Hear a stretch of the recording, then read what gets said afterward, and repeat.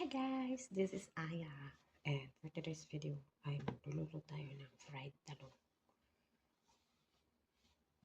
Yan.